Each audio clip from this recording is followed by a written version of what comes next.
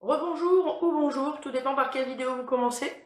Alors, la dictée de la semaine 2, c'est la suite de la dictée de la fois dernière. Donc la première phrase, hein, avec le petit tailleur, etc.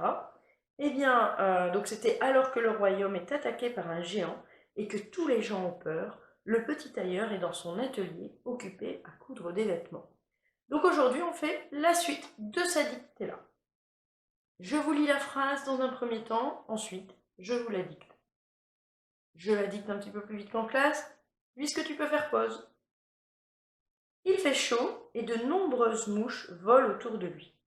Elles sont vraiment gênantes et l'agacent. C'est parti. Il fait chaud. Il fait chaud. Et de nombreuses mouches. Il fait chaud. Et de nombreuses mouches volent autour de lui. Volent autour de lui. Il fait chaud et de nombreuses mouches volent autour de lui. Point. Elles sont vraiment gênantes. Elles sont vraiment gênantes. Et l'agacent. Point. Elles sont vraiment gênantes et l'agacent. Point. Alors, je te rappelle, une fois que tu as fini la dictée, que tu dois la relire. Et pour ça, l'exercice sur lequel on s'est entraîné ardemment, à reconnaître les verbes, à reconnaître le verbe dans toutes ses formes, puis le nom va t'aider. Alors d'abord, je trouve le verbe. J'analyse le verbe. Si c'est un verbe conjugué, je cherche son sujet et je vérifie l'accord. Si c'est, je vérifie aussi que ce n'est pas un participe passé adjectif. Dans ce cas-là, l'accord, c'est avec le nom. Je vérifie aussi si c'est un infinitif. Dans ce cas-là, c'est ER quand on entend et. Ensuite, je cherche les noms et je vérifie l'accord. Si le déterminant est pluriel, tout s'accorde. S'il y a un adjectif qui est collé, il s'accorde aussi. Et enfin, je cherche les mots où j'ai des doutes dans le dictionnaire. Allez, bonne relecture, trouve tes erreurs.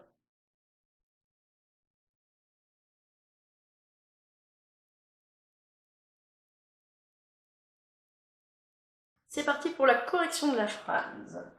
Donc, il, on n'oublie pas la majuscule, une phrase commence par une majuscule. Il fait, c'est le verbe faire, F-A-I-T avec il.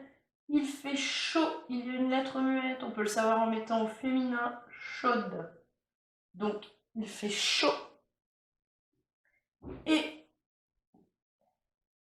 de nombreuses mouches. Donc, et ici, c'est le et-et, parce que c'est pas le verbe être, c'est et puis, en plus, il y a de nombreuses mouches. De nombreuses. Alors, si elles sont nombreuses, il y a un S. De nombreuses mouches. Je vais écrire là, sinon tu ne vas pas voir. S'il y a des nombreuses mouches, forcément il y a un S. De nombreuses mouches volent. Donc là, c'est le verbe, hein, ENT, ça s'accorde avec mouche. On va relire après. Autour. Allez, ça va l'écrire. Ou le chercher dans le dictionnaire. De lui. Point. Elles sont vraiment gênantes. Elle avec un S, on parle des mouches. Son, c'est le verbe être, donc S-O-N-T. Vraiment, c'est un adverbe à connaître par cœur, un mot invariable. Si on ne sait pas l'écrire, il fallait chercher dans le dictionnaire. Gênant. Ici, si on n'est pas sûr de l'accent, il fallait chercher dans le dictionnaire. C'était un accent circonflexe. Et ce sont les mouches qui sont vraiment gênantes. Donc, il y a un S. On verra ce que c'est en grammaire tout de suite après. Et puis, hein, en plus, c'est pas le verbe être, l'agace. Alors attention, c'est le verbe agacer. Et qui les mouches. Donc il y a un pronom juste devant qui est fait par le L apostrophe, qui remplace les mouches. qui l'agace. Et qui est-ce qui l'agace? C'est les mouches. Pardon, ça remplace pas les mouches, c'est qui agace qui? Le tailleur. Donc, qui l'agace lui, ça remplace le tailleur. Il y avait donc un pronom juste devant, il ne fallait pas coller le L, c'était un L apostrophe. Alors, on y va pour la relecture. Si tu as bien relu, tu as trouvé le verbe fait et tu as vu que le sujet c'était il, donc tu as bien mis FAIT. Tu as trouvé le verbe vol et tu as vu que le sujet c'était de nombreuses mouches, donc c'était un ENT. Ensuite, si tu as trouvé les verbes, tu as trouvé le verbe être ici, donc tu as vu que c'était SONT. C'est un verbe d'état. Et ici, on trouve un adjectif. Donc, un verbe d'état avec un adjectif qui parle du sujet, c'est donc un attribut du sujet. Il s'accorde avec elle avec un S. Donc, gênant, ES. On l'entendait déjà que c'était féminin, mais il ne fallait pas oublier le pluriel. Et ici, tu vois un adverbe qui augmente le sens de l'adjectif. Elles sont gênantes, mais elles sont vraiment gênantes. L'adverbe augmente le sens. C'est un mot invariable, il fallait le connaître par cœur. Et le dernier verbe, c'est agace. Donc qui est au présent, lui aussi on a oublié de le mettre. Hop, présent, présent. Et qui est-ce qui l'agace? C'est les mouches, toujours, donc ENT. J'ai expliqué pour le pronom tout à l'heure. Maintenant, on va chercher les noms. Donc on va voir mouche. De nombreuses mouches, ici. Hop, on a le déterminant là. Donc forcément, il y a un S. Et c'est tout, il n'y avait pas d'autres noms.